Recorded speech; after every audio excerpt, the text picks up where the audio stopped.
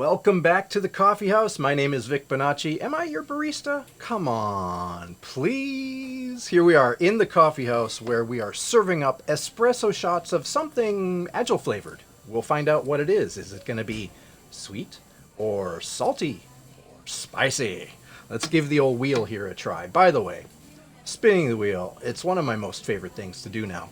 The cards that are on the wheel, and here's the first two that we've done in previous videos, come from a toolkit that I put together. I have a collection of card decks, and this is one of the decks in that collection. This is something called Agile Coffee. That's me. Agile Coffee's Conversation Starters Volume 1, which is the blue deck. I've got a Volume 2 and a Volume 3, of course, but these are just conversation starters, little prompts. So in the past, we've talked about scrum of scrums and definition of done, and we're about to find out what the prompt is today. Now, what's really fun for me making these videos is that I get to share with you something that's brief. Oh, hey, alert real quick. Let's do this. I was just told to update my number. There we go. That won't happen again. So what makes it fun for me is that I spin a wheel and I grab a card just seemingly at random. Like I put the cards up, but I have no idea which card is going to land here, right?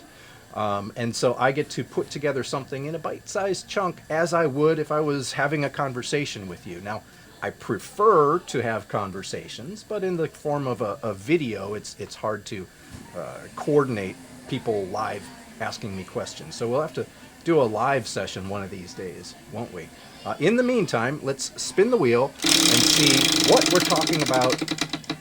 What we're talking about today. Yeah, I shouldn't be talking over that noise. Oh, I forgot to mention, if we end up on a blank spot as we have here, we're just going to go to the next one. But since I didn't tell you that in advance, oh my gosh, these things are starting to unscrew.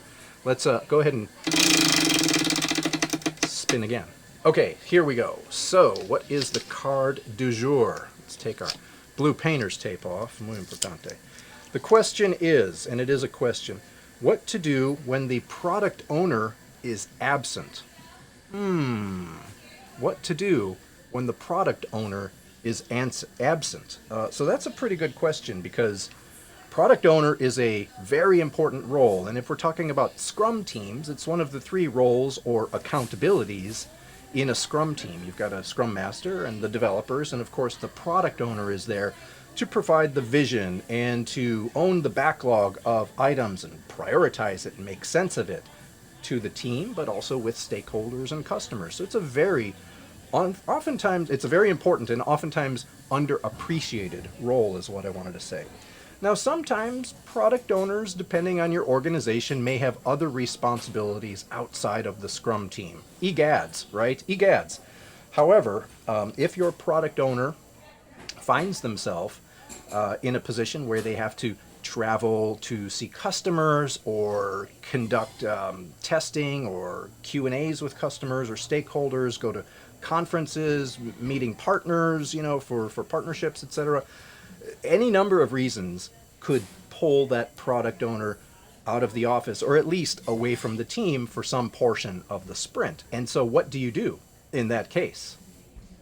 Here's some here's some answers that I'm thinking of. Now, obviously, if we're in a conversation, we can ask questions and get more clarity on what we're looking at here. But top of my head, what I typically say is, I want my product owner to be available to my team, the rest of the Scrum team, at least 50% of the time, if not more.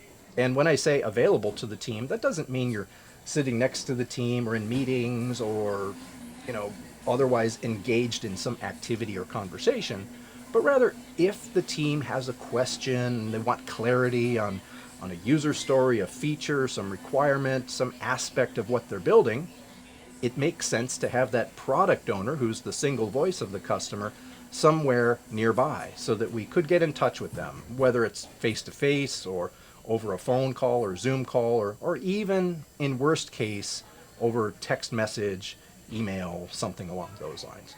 So if your product owner is unable to respond in the moment to someone, then that someone is going to have that question and not be able to deliver as clearly with as much confidence as they might otherwise if your product owner is on site. Okay, so to answer this conversation starter here, we've got what to do when the product owner is absent and you've got no way to contact them. So I guess that's number one, is like give yourself some way to contact them. But here we don't have a way to contact the product owner. So what do we do?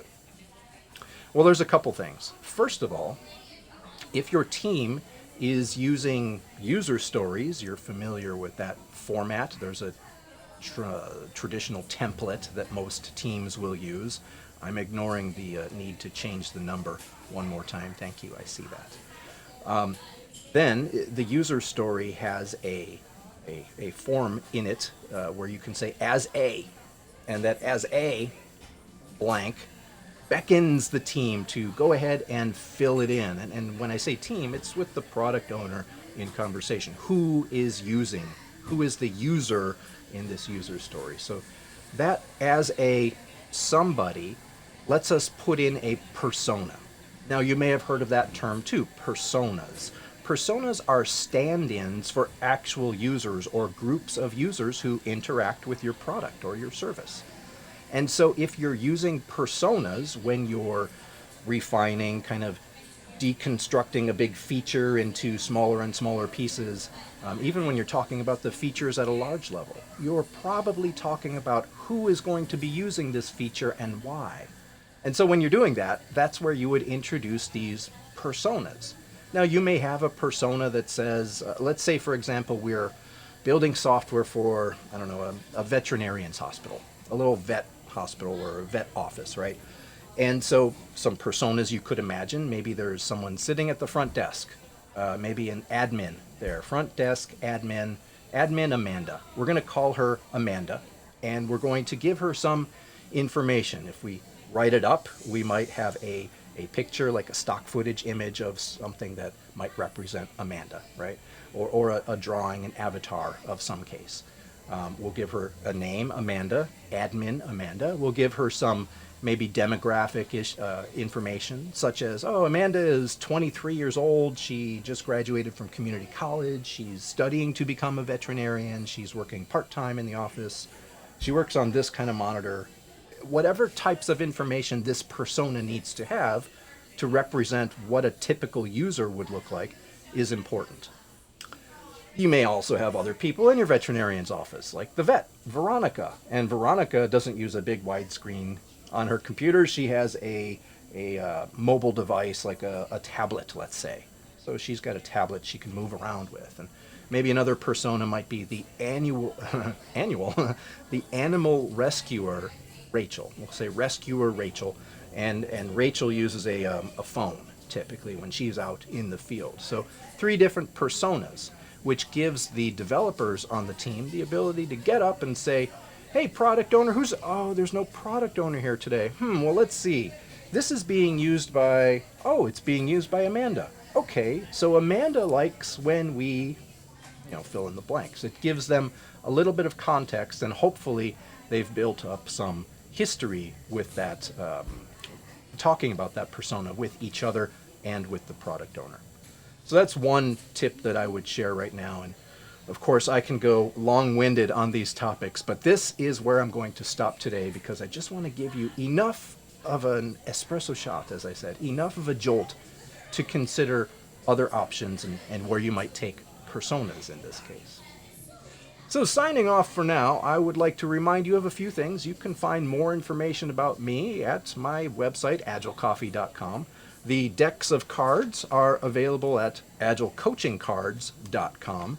And if you're interested in taking one of my classes, I teach advanced Certified Scrum Master classes. You could find out more on my website, onlinescrumclass.com. And don't forget to use the promo code that's listed somewhere down below, COFFEE, for 10% off.